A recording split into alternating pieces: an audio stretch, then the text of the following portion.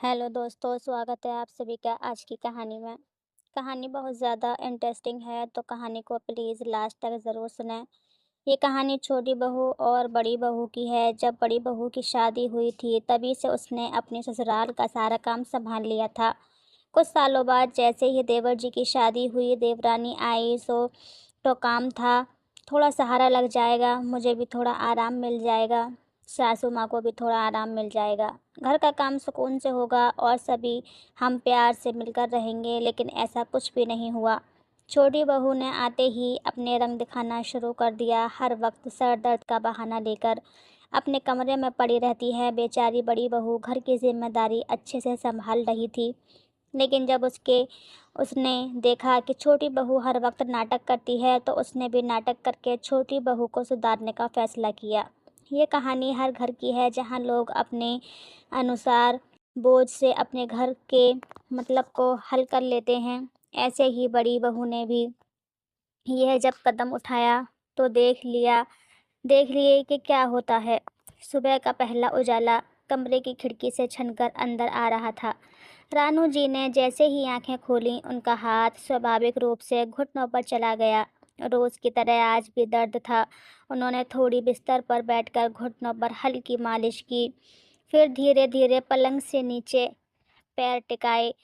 पहले तो बड़ी बहू कभी कभी तेल मालिश कर दिया करती थी, लेकिन फिर सोचा। धीरे धीरे चलते हुए वह हॉल में पहुंची। दीवार की घड़ी 9 बजा रही थी। आमतौर पर इस वक्त तक रसोई से चाय की हल्की खुशबू आनी शुरू हो जाती थी, पर आज कुछ भी नहीं था। न बर्तन की खनखनाहट, न नाश्ते की खुशबू। पूरा घर एक अजीब सी खामोशी में डूबा हुआ था।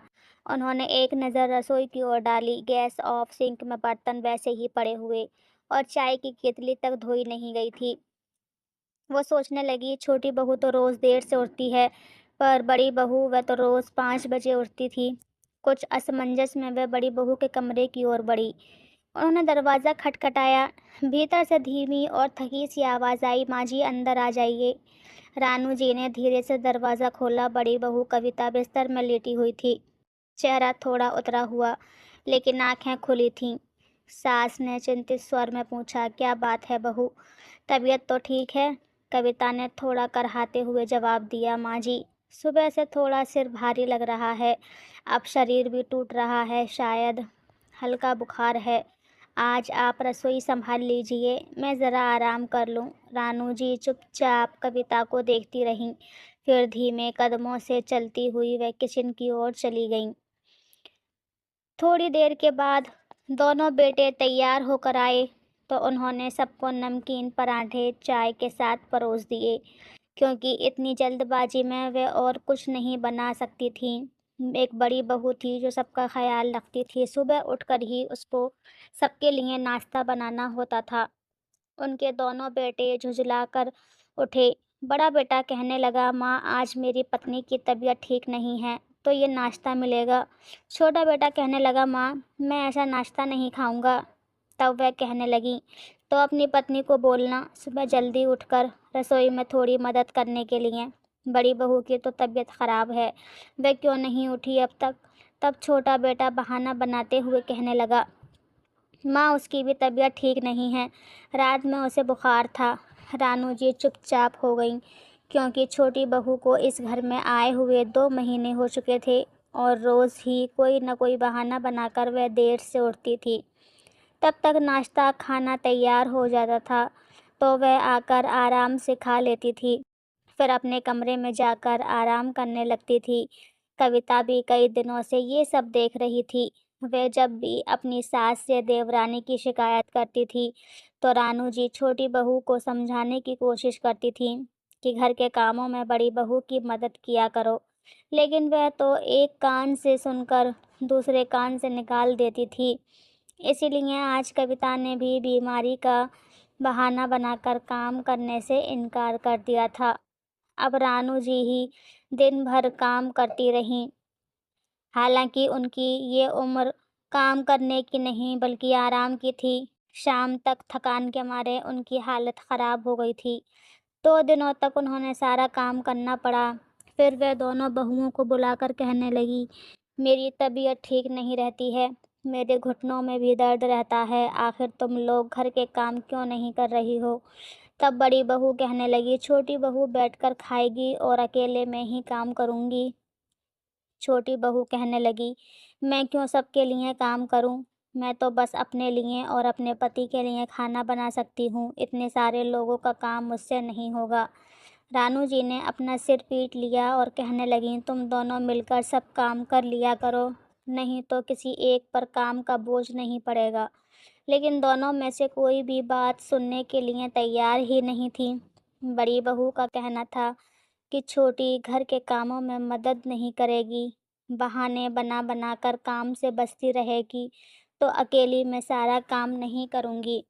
2 दिन और बीत चुके थे, दोनों बहुएँ यही कह रही थीं कि रसोई तो सासू माँ सँभाल लेंगी, घर के बाकी कामों के लिए बाई लगवा लो। रानू जी ने सोचा था कि घर में 2 बहुएँ आने के बाद उन्हें तो 1 गिलास पानी भी खुद से लेकर नहीं पीना पड़ेगा। दोनों बहुएँ उनके आगे-पीछे घूमेंगी और मुझे कोई भी परेशानी का सामना नहीं करना पड़ेगा, लेकिन यहाँ तो उल्टा ही हो गया। दोनों में से कोई भी काम करने के लिए तैयार ही नहीं थी। अब सास बिस्तर पकड़ कर जाए, वह खुद भी सक्रिय रूप से बहुओं की मदद करवाने की कोशिश करती रहती थी, लेकिन अब तो दोनों बहुओं में इतना मनमुटाव हो गया था कि दोनों साथ में काम करने को बिल्कुल भी तैयार नहीं थीं। आखिरकार काम करते-करते रानू जी थक गईं, तब उन्होंने एक कठोर फैसला ले लिया। उसी दिन शाम को जब दोनों बेटे ऑफिस से घर आए तो उन्होंने दोनों बेटों और बहुओं को अपने कमरे में बुलाया और गंभीर स्वर में बोली, बुढ़ापे में मुझसे इतने ज़्यादा लोगों का काम नहीं होता है, इसीलिए मैंने सोचा है कि मैं तुम लोगों की गृहस्थी अलग कर देती हूँ। यह सुनकर दोनों बेटे हैरान रह गए और कहने लगे, लेकिन माँ, घर में इतनी जगह ही कहाँ है? 3 कमरे हैं और एक किचन है और एक बाथरूम है। अगर हमारी गृहस्थी अलग होती है तो कमरे में तो हमें अलग-अलग मिल रहे हैं, लेकिन रसोई और बाथरूम का क्या होगा? रानू जी धीरे से बोली, बेटा, मैं तुम लोगों की गृहस्थी अलग कर रही हूँ, लेकिन तुम लोगों को इस घर में रहने नहीं दूँगी। यह सुनकर वो लोग अवाक रह गए और कहने लगे कि तुम क्या बोल रही हो माँ? तब रानू जी कहने लगीं, बुढ़ापे में अपने लिए मैं खुद रोटी पका सकती हूँ। 4 दिनों तक मैंने खुद से सारा काम किया है, तो अकेले का काम करना तो और भी आसान रहेगा। मैं अपनी आँखों के सामने देख रही थी कि मेरे बेटे भी मेरे लिए नहीं सोच रहे हैं। तो तुम लोगों को इस घर में रहकर फ़ायदा ही क्या है? तुम लोग अपने रहने का इंतज़ाम कहीं और कर लो। जब तुम लोग यहाँ नहीं रहोगे, तो मुझे अपने खाने-पीने की व्यवस्था भी खुद ही देखनी होगी। तब 2 कमरे मैं किराए पर चढ़ा दूँगी। रसोई तो मेरी ही रहेगी, किराएदार अपनी रसोई की व्यवस्था अपने कमरे में ही कर लेंगे और बाथरूम में उन्हें भी यूज़ करने दूँगी। बाकी तुम लोग जितनी जल्दी घर खाली कर दो, उतना ही अच्छा रहेगा। ये सुनकर दोनों बेटे और बहुओं के होश उड़ गए। उन्होंने कभी सोचा भी नहीं था कि सास ऐसा कठोर फैसला भी ले सकती है। आखिरकार दोनों बहुओं ने एक दूसरे को देखा। छोटी बहू ने हिम्मत जुटाई और कहने लगी, माँ जी, इतना कठोर फैसला मत लीजिए। मुझे मेरी गलती का एहसास हो गया है। मैं दीदी के साथ मिलजुल कर घर के काम कर लूँगी। मुझे कोई बँटवारा नहीं चाहिए। छोटी बहू के बदले हुए स्वर सुनकर अब कविता जी भी धीरे से बोली, माँ जी, मैं तो इतने सालों से इस घर में हूँ। मैं हमेशा से ही सारे काम करती ही थी, लेकिन छोटी काम में मदद नहीं कर रही थी, इसीलिए मुझे गुस्सा आ गया था और मैंने भी काम करना बंद कर दिया था। अगर छोटी ये कह रही है कि अब घर के कामों में वह मेरी मदद करेगी, तो मुझे भी कोई बँटवारा नहीं चाहिए। अब इस बुढ़ापे में मैं आपको अकेली थोड़ी ना छोड़ सकती हूँ। बेटे भी माँ के पास बैठ गए। छोटा बेटा कहने लगा, माँ, अगर तुमने हमें घर से निकाल दिया तो लोग तो यही कहेंगे कि बेटे अपनी बुजुर्ग माँ को छोड़कर चले गए। प्लीज़ हमें घर से मत निकालो। आगे से हमारी पत्नियों से कोई गलती नहीं होगी। बड़ा बेटा भी धीरे से बोला, माँ, हम तुम्हारे बिना नहीं रह पाएंगे। प्लीज़ ऐसा कठोर फैसला तो मत लो। अब सभी बेटे बहुएं गिड़गिड़ाने लगे। तब रानू जी मन ही मन अपनी योजना पर मुस्कुरा रही थीं। उन्होंने गंभीर स्वर में कहा, तो ठीक है, अगर ऐसी ही बात है तो तुम लोग मिलजुल कर घर संभालो, लेकिन आगे से काम को लेकर कोई तमाशा नहीं होना चाहिए। मैं भी जानती हूँ कि संयुक्त परिवार का महत्व क्या होता है। अगर तुम लोग एक साथ मिलजुल कर रहो, तभी ज़िंदगी में आगे बढ़ सकते हो, वरना घर में शांति ही नहीं रहेगी।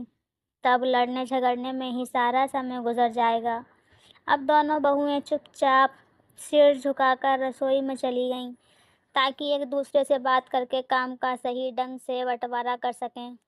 दोनों दबी जुबान में ही बात कर रही थीं, क्योंकि उन लोगों को डर लग रहा था कि कहीं मम्मी जी फिर से बुरा न मान जाएं।